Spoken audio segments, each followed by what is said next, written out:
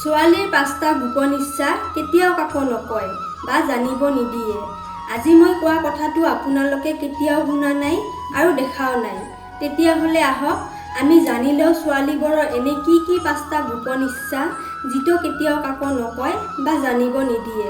কথাতে কোৱা হৈছে যে ছোৱালী বা নাৰীসকলৰ কথা বুজাটো পৃথিৱীৰ সকলো টান কামবোৰৰ ভিতৰত কঠিন কাম হ'ল নিজৰ ভালপোৱাজনৰ মনৰ কথা বুজা। এই কথা সকলোৱে মানে বা মানিবলৈ বাধ্য। ছোৱালীবোৰে মৰি গ'লেও কেতিয়াও নিজৰ মনৰ কথা নকয়। ইয়াৰ প্ৰধান কাৰণটো হ'ল ছোৱালী বা মহিলাসকলে ভাবে যে নিজৰ আপোনজনে একো কথা নোকোৱাকৈ সকলো কথা বুজি পায় আৰু তেওঁক সমৰ্থন কৰে। আজি মই আপোনালোকক ক'ম মনৰ কথা কেনেকৈ আপোনালোকে বুজিব পাৰিব আৰু কি ধৰণে আপোনালোকে মনৰ কথা জানিব পাৰিব। তেনেহ'লে আহক আমি আৰম্ভ কৰোঁ।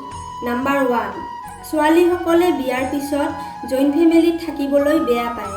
মুখেৰে প্ৰকাশ নকৰিলেও তেওঁলোকে নিজৰ স্বামীৰ লগত অকলে থাকিব বিচাৰে। ইয়াৰ কাৰণটো হ'ল তেওঁলোকক কোনেও আমনি কৰাটো তেওঁলোকে নিবিচাৰে। নাম্বাৰ 2, ছোৱালীসকলে নিজৰ বহুত ভাল বান্ধৱীজনীক হিংসা কৰে যদিহে সেই বান্ধৱীজনী ধুনীয়া হয়। নাম্বাৰ 3, সকলো মহিলাই ভাবে যে নিজৰ স্বামীয়ে তেওঁক বহুত ভালকৈ সমাজৰ আগত পৰিচিত কৰাই দিয়াটো। নাম্বাৰ 4, মুখেৰে নকলেও সকলো নাৰীয়ে ভাল চেহেৰা আৰু সৌন্দৰ্য বিচাৰে কাৰণ বেলেগে তেওঁৰ প্ৰতি আকৰ্ষণ হোৱাটো তেওঁলোকে বেছি ভাল পোৱা দেখিবলৈ পোৱা যায়। নাম্বাৰ 5, সকলো মহিলাই নিজকে লৈ অলপ সুখী অনুভৱ নকৰা দেখিবলৈ পোৱা যায় কাৰণ তেওঁলোকে ভাবে যে তেওঁলোকৰ নিজৰ কিবা অলপ ৰূপ বা গুণ কমি আছে।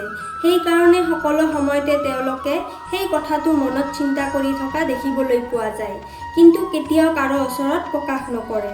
আপোনালোকে চাগে এইকেইটা গোপন ইচ্ছা শুনা নাছিল। আজি মই আপোনালোকৰ ওচৰত ছোৱালীৰ 5টা গোপন ইচ্ছা লৈ আহিলোঁ। যদি ভিডিঅ'টো ভাল লাগিলে আপোনালোকে লাইক এটা কৰিব আৰু আপোনালোকৰ বন্ধুবৰ্গৰ লগত শ্বেয়াৰ কৰিব।